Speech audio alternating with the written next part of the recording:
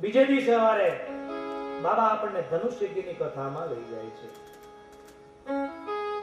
જ્યાં સીતાજીના ભાગ્યનો નિર્ણય થવાનો છે. સીતાજી જનકજીને બહુ વાલા હતા.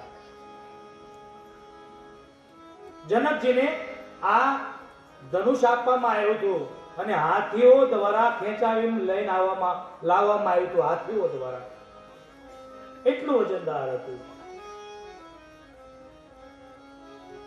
અને સીતાજી અને જનકજી જેની પૂજા કરે. એક દિવસે જનકજીને કઈ બહાર જવાનું થયું અને સીતાજીએ ધનુષની પૂજા કરી છે. જનકજી પાછા ફેરા, કઈ દીકરી આ ધનુષની કોણે પૂજા કરી? કઈ પિતાજી મેં કરી. અરે બેટા, પણ આ ધનુષની નીચે કોણે સાફ કર્યું? સીતાજી કે પિતાજી મેં કર્યું. કેમ? ડાબા હાથથી ધનુષ લઈ ઊંચું કર્યું અને પાછું મૂકી દીધું. જનકજીની આંખો ફાટી ગઈ કે મારા ઘરે શક્તિનો અવતાર થઈ ગયો છે. આ શક્તિ મારી નથી, આ શક્તિ જેની હોય ને મારે પાછી દેવી પડે. આ શક્તિ મારી નથી અને મેં નથી કર્યો. હવે જો કોઈ આ ધનુષને ઉઠાવી આપે એ જ આ સીતાનો સાચો હકદાર છે. માટે ધનુષ યજ્ઞની રચના થઈ. આખો સમાજ ભેગો થયો છે. આખો સમાજ ભેગો થયો અને બંદીજનોએ એ ઘોષણા કરી. બાબા વર્ણન કરે છે, બોલે બંદીજન. બંદી બસન બર સુનહુ સકલ મહિપાલ પન વિદેહ કર કાઈ હમ બુજાઉ વિશાલ. બોલે બંદીજન. અમારા હાથ ઊંચા કરીને અમે બોલીએ છીએ જનક મહારાજના કહેવાથી. આખો સમાજ આવ્યો છે. રામ, લક્ષ્મણ અને વિશ્વામિત્રને પણ એક મોટું આસન આપવામાં આવ્યું કે ત્યાંથી ભગવાન બધાને જોઈ શકે, ભગવાનને બધા જોઈ શકે. બંદીજનોએ ઘોષણા કરી કે આ ભગવાન શિવનું પિનાક પડ્યું છે. આને જો કોઈ ઉઠાવી દેશે, આને કોઈ ચડાવી દેશે તો અમે ભગવાનની સાક્ષીએ કહીએ છીએ જનક મહારાજના કહેવાથી અમારી પુત્રી સીતા એને વરમાળા પહેરાવશે, એની સાથે એનો વિવાહ કરશું. આપ દૂર દૂરથી આવ્યા છો. આપ સર્વોની શક્તિ ચંદ્ર સમાન છે ને આ ભગવાનનું પિનાક એ રાહુ છે. જ્યાં ચંદ્ર સમાન કીધું ત્યાં તો કે રાજાઓ મૂછે તાવ દેવા લાગ્યા, જાંગ ઉપર હાથ પછાડવા લાગ્યા કે અમને ચંદ્ર સમાન કીધા. પણ મૂઢ રાજા છે. જનકજીના દૂતો એમ કહેવા માંગે છે કે ચંદ્રમાં કાળો ડાઘ છે, તમારામાં પણ કાળો ડાઘ છે, કારણ કે આ જગતની માં છે. બીજું કે તમે ધરતીના પતિ છો, તમે ધરતીના પતિ છો અને સીતા ધરતીની દીકરી છે. આ તમારે દીકરી કહેવાય. દીકરી અરે બાપ લગ્ન ન કરે, મૂર્ખો, તમારામાં કાળો ડાઘ છે. પણ મૂઢ રાણા એ રાજા સમજી ન શક્યા અને છતાંય જો કોઈ આ ધનુષને ચડાવી આપે તો જગતમાં જેનો જોતો નથી તે માં સીતાજીનું વિવાહ અને એની સાથે કરશું. આપ આપની શક્તિ અહીંયા બતાવો. આમ કહીને બંદીજન બેસી ગયા નીચે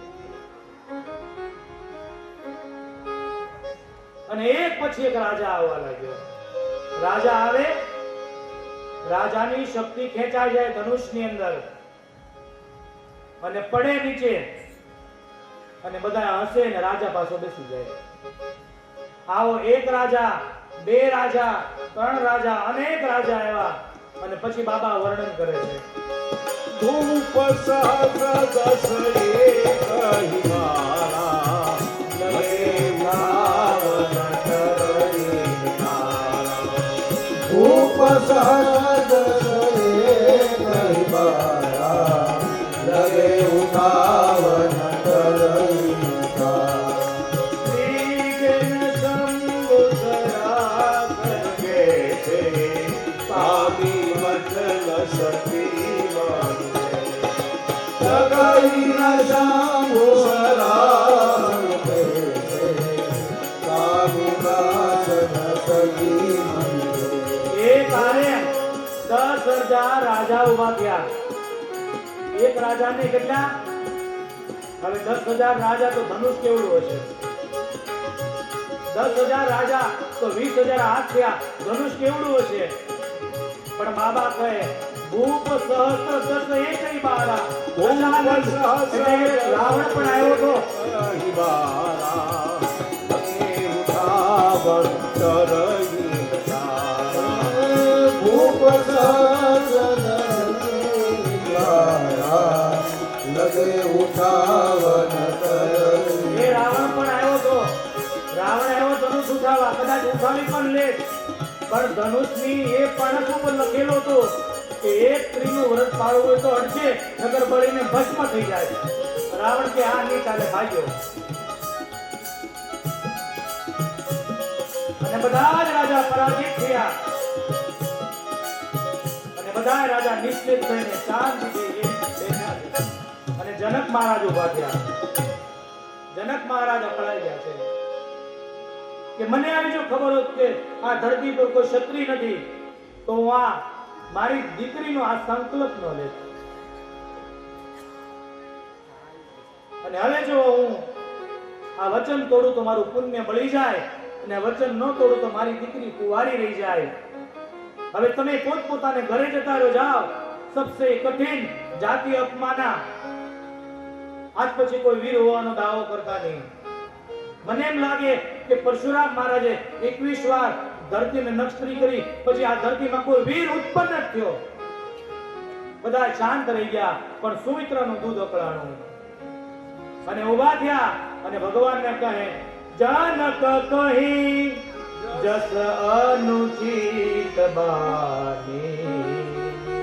એ મહારાજ, જનકજી અનુચિત વાત કરે છે, કારણ કે વિદ્યમાન રઘુકુલ મળી જાય. આ જનકજી બરાબર બોલતા નથી. રામ કહે લક્ષ્મણ જનક જનક કરી મારી, એ આપણા સાસરા બનવાના છે. આ લગ્ન પહેલા બગાડ માંડ્યું. જનકજી કે અને લક્ષ્મણ ક્રોધમાં આવ્યા કે ભગવાન મને હુકમ આપો કે આ જનકને કયો એના શબ્દો પાછા કહે છે. આ ધનુષ શું હું બ્રહ્માંડને તોડી નાખું? જેમ તોફાની છોકરો ફુગાને ફોડી નાખે એમ બ્રહ્માંડને ફોડી નાખું, બ્રહ્માંડના ચૂરા કરી નાખું. આ ધનુષને ખંભે લઈને ચાલુ નહીં, દોડું 400 ગાવ. અને જો આ ન કરું ને તો રઘુવીર તમારા ચરણોના સોગંદ છે, ક્ષત્રિય હોવાનો દાવો મૂકી દઈશ. 7 ઘરની ભિક્ષા માંગી અને પેટ ભરીશ, તમારા ચરણોના સોગંદ. યા તો જનકને કયો પાછા શબ્દો ખેંચે, યા મને હુકમ કરો. લક્ષ્મણજી બોલ્યા આ બધું હલવા લાગ્યું. એક ધનુષ ન હલ્યું, એક રામ ન હલ્યા. લક્ષ્મણ જે કેવું ગરમ થઈ ગયો, લાલ થઈ ગયો. પ્રભુ કે લખન આપણા પિતા તુલ્ય જ્યાં સુધી વિશ્વામિત્ર બેઠા ત્યાં સુધી ઉભા નહીં આપણે. અને જ્યાં વિશ્વામિત્રને લાગ્યું કે આ ઈશારો મને છે, અને જમણો હાથ એ રાઘવની ઉપર મૂકીને કહે છે ઉઠ રામ બંધન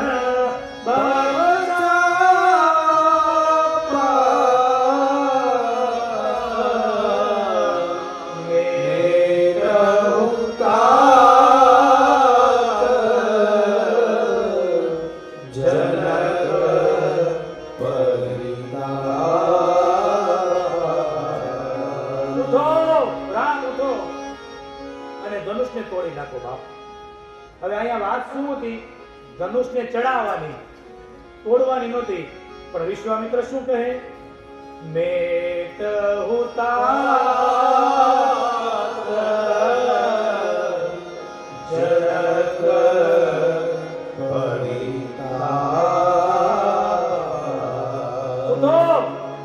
ધનુષને તોડી નાખો. અને જા ભગવાન ઉઠ્યા, જાણે નાય તો સૂર્ય નો આવ્યો હોય. ધીરે ધીરે એ ધનુષની પ્રદક્ષિણા ફરી બાબા. માતા પિતાને યાદ કર્યા, પોતાના ગુરુ વશિષ્ઠજીને યાદ કર્યા, ભગવાન શિવજીને યાદ કર્યા અને ભગવાન હવે ધનુષ તોડવા માટે ઊભા થાય છે. બાબા વર્ણન કરે છે. આપો ભગવાન ધીરે ધીરે ધીરે ઊભા થયા. ધનુષને ચારે બાજુ પ્રદક્ષિણા કરી ભગવાને. પોતાના માતા પિતા ગુરુજનને યાદ કર્યા.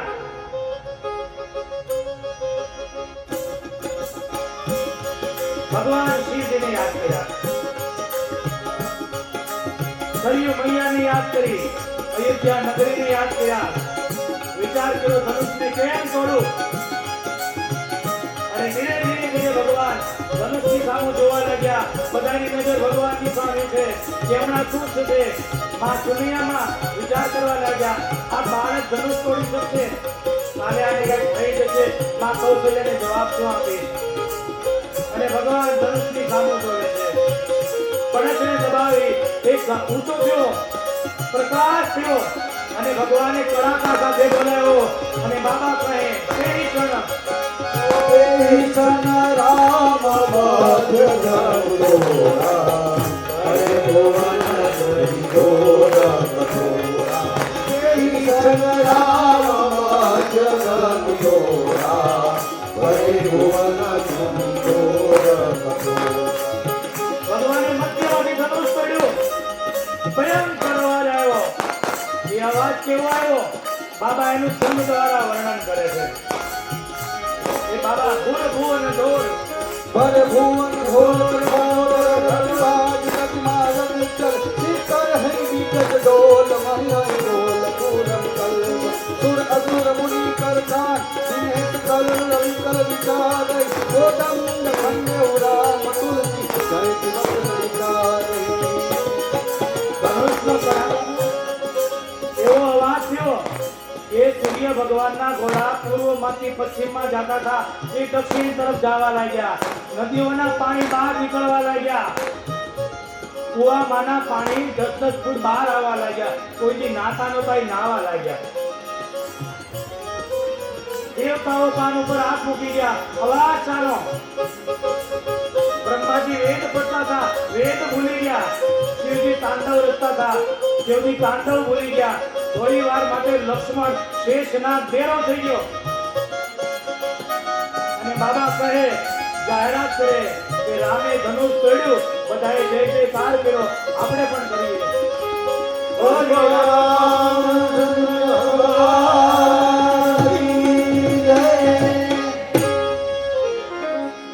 શિયાળામાં પરસેવો વળી જાય ધનુષ તોડવામાં. જ્યારે તોડ્યું છે ત્યારે શું હશે? ભૂર ભુવન ઘોર કઠોર રવ રવિ બાજ પી માં રગ ચલે. ભગવાને ધનુષ તોડ્યું. માં સીતાજીએ વરમાળા